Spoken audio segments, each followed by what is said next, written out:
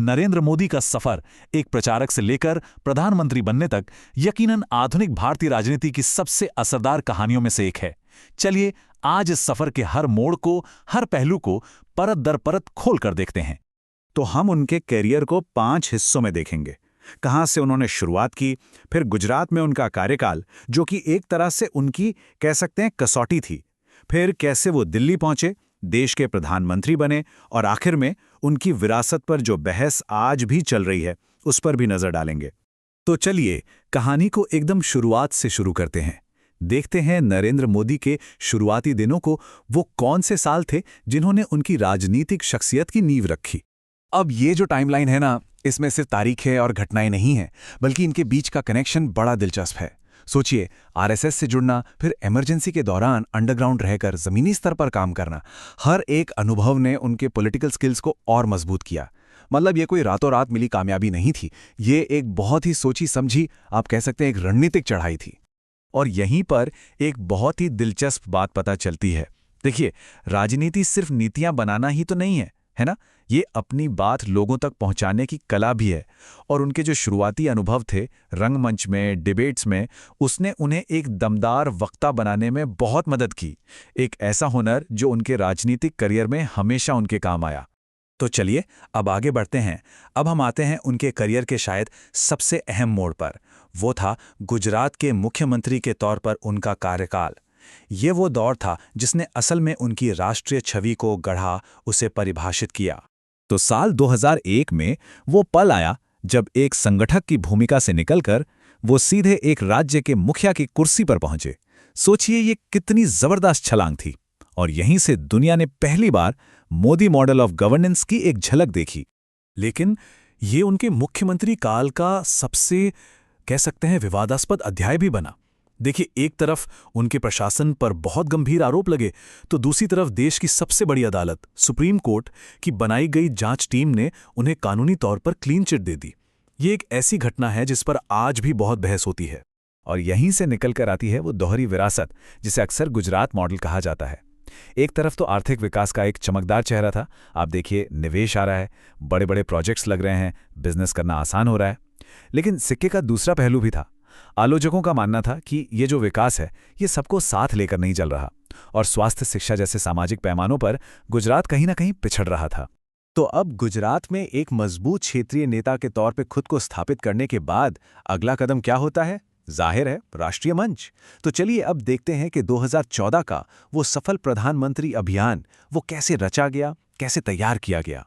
ये सिर्फ एक चुनावी अभियान नहीं था, इसे एक मास्टर स्ट्रोक कहा जाता है। क्यों? क्योंकि इसमें विकास का एक बड़ा वादा था, टेक्नोलॉजी और सोशल मीडिया का जबरदस्त इस्तेमाल था, और इसके साथ साथ अपनी जो मूल हिंदुत्व विचारधारा थी उसे भी साधा गया था। मतलब एक ऐसा कॉकटेल तैयार किया गया जिसने उस वक्त के राजनीतिक माहौल में जो एक खालीपन था उसे भर दिया। और सच तो यह है कि विपक्ष के पास इसका कोई तोड़ ही नहीं था। और नतीजे तो ऐतिहासिक थे। 282 सीटें।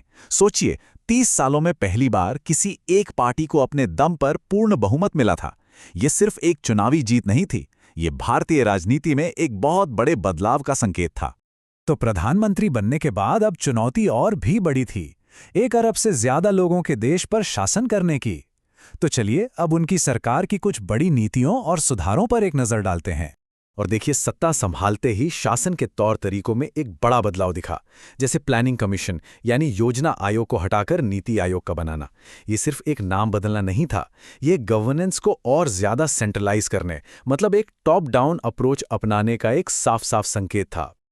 और फिर तो एक के बाद एक बड़ी और महत्वाकांक्षी योजनाओं का दौर शुरू हुआ।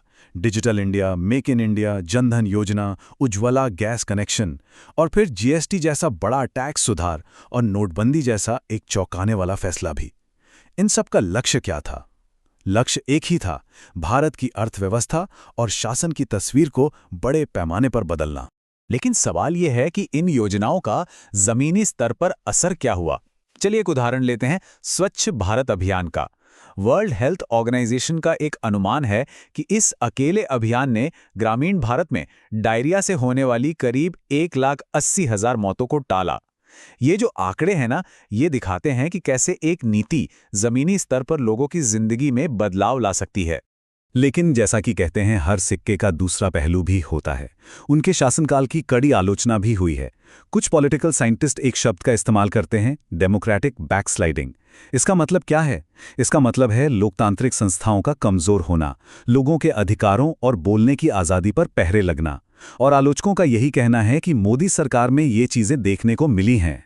और यही सब बातें हमें उनकी विरासत के उस जटिल सवाल पर ले आती हैं। ये एक ऐसी विरासत है जिसमें मंजूरी भी है और आरोप भी, प्रशंसा भी है और आलोचना भी।